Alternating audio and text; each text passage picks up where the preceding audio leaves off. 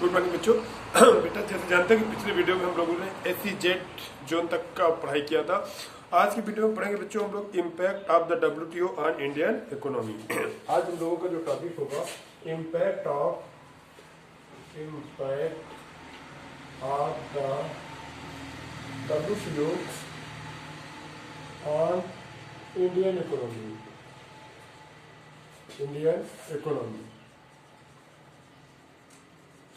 WTO का Indian economy में क्या इम्पैक्ट हुआ। मैंने बताया था कि WTO के बारे में ऑलरेडी आप लोगों को बता चुका हूँ कि WTO UNO का एक ब्रांच है। WTO is the branch of UNO और जिसका फाउंडेशन 1995 में किया गया था। WTO was founded on 1995 in Geneva. Geneva is the city of the Switzerland. मतलब जिनेवा में इसका हेड ऑफिस है। जिनेवा में फॉर्म नहीं किया गया। मैंने बताया कि WTO ये ब्रांच ऑफ UNO है। UNO यूनाइटेड नेशन ऑर्गेनाइजेशन जिसकी रिस्पांसिबिलिटी दी गई, जिसको आफ्टर सेकेंड वर्ल्ड वॉर के बाद ये रिस्पांसिबिलिटी दी गई कि पूरे all over entire country world में हमें ये देखना होगा कि कोई कंट्रीज किसी कंट्रीज के साथ अनलीगल ना करने पाए, सो दैट कॉन्ट्रडिक्शन की सिचुएशन से बचा जा सके।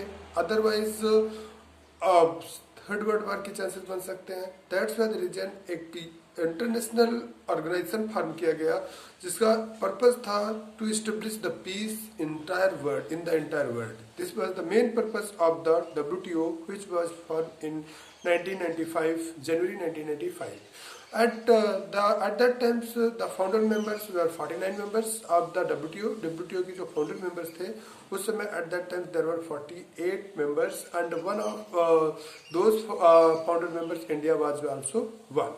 तो इस तरीके से WTO आज तो इसकी मेंबरशिप 165 के अबव है और present times the membership of the WTO has increased very much. And the main purpose of the WTO was to accelerate the trades among the different countries of the world. जिन countries के बीच में व्यापार को लेकर के, trades को लेकर के कुछ कंट्राडिक्शन है या मिस कंट्राडिक्शन है, उन मिस कंट्राडिक्शन को खत्म करना और सारे कंट्रीज के बीच में एक ट्रेड को एक्सेलरेट करना, ट्रेड को बढ़ाना और वो जो ट्रेड वेरियर्स है, ट्रेड कंट्रोवर्सीज हैं, उनको खत्म करना या रिड्यूस करना। This is the main purpose of the WTO. तो आज वही हमें पढ़ना है कि WTO का इंडिया में क्या इम्पैक्ट है, WTO की पॉलिसीज का इंडिया में क्या इम्पैक्ट है। तो WTO is an opportunity to India trading to the number of the different number of the countries. India can export goods and services to the other countries. ये WTO की वजह से international trade simple हो चुका, accelerate हो चुका. तो India के पास भी अपॉर्चुनिटी है because India is also exporting a lot of things to the foreign countries as well as basic export of India is also services like different types of the services India is exporting. Means a lot of IITians is also spreading all over the world because of the and providing their services to the MNCs या many companies.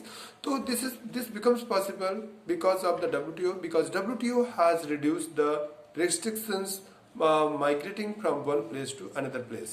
So this is the opportunity provided by the WTO that now India is capable to export the goods as well as services to the entire world, to the countries of different world and countries of the world, different countries of the world. तो ढेर सारी चीजें export करने लगा. WTO will help to India to receive the technology, newest technology and develop from the developed countries. This is WTO. This is the impact of the WTO that कि आज India दूसरे countries की जो modern developed countries की जो modern technology है that is gaining. कुछ भी बनाने की हो, that can be fighter plane बनाने की हो, just like we are getting the technology for the making of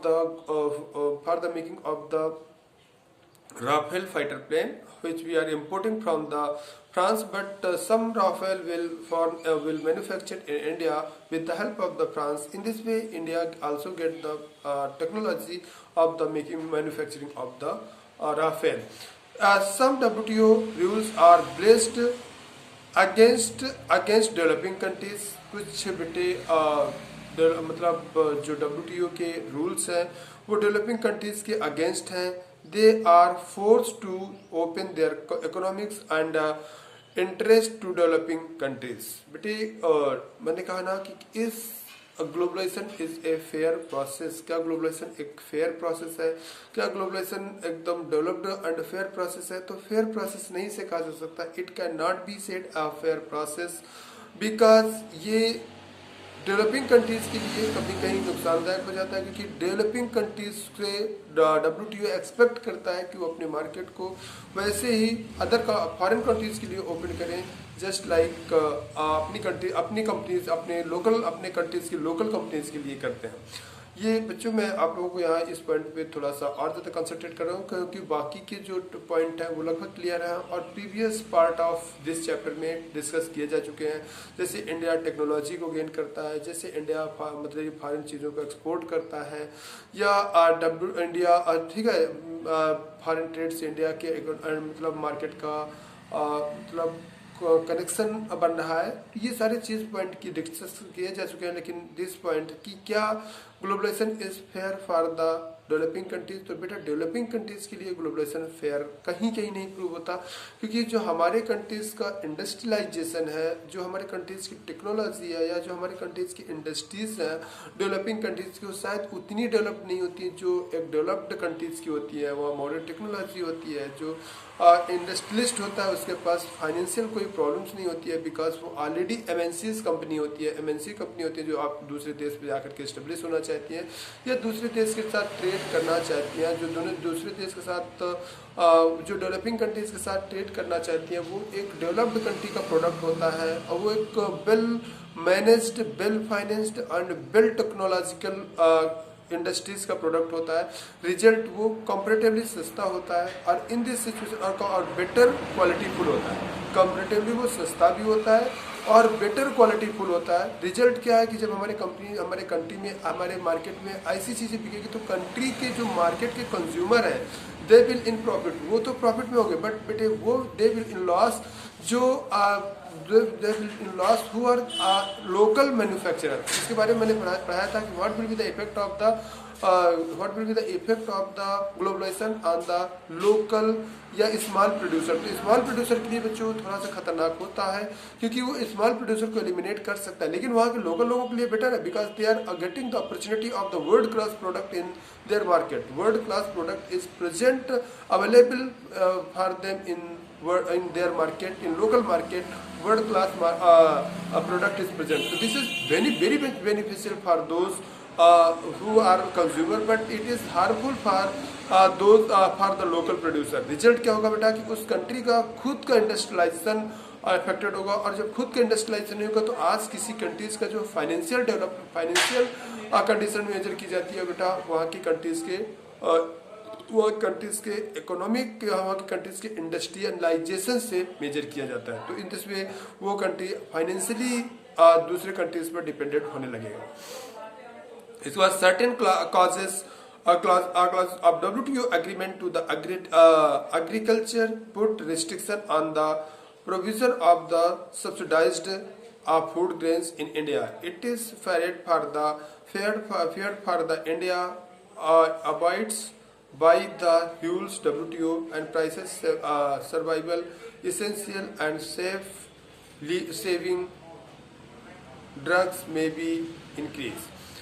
मेरे कहने का मतलब बच्चों ढेर सारी कंट्रीज जैसे इंडिया जैसी कंट्रीज या अदर कंट्रीज जो अपने यहाँ लोकल गरीब पीपल की हेल्प के लिए एक प्रोग्राम चलाते हैं, गरीब पीपल के हेल्प के लिए बेटे वो सब्सिडाइज रेट में फूड मटेरियल प्रोवाइड करते हैं।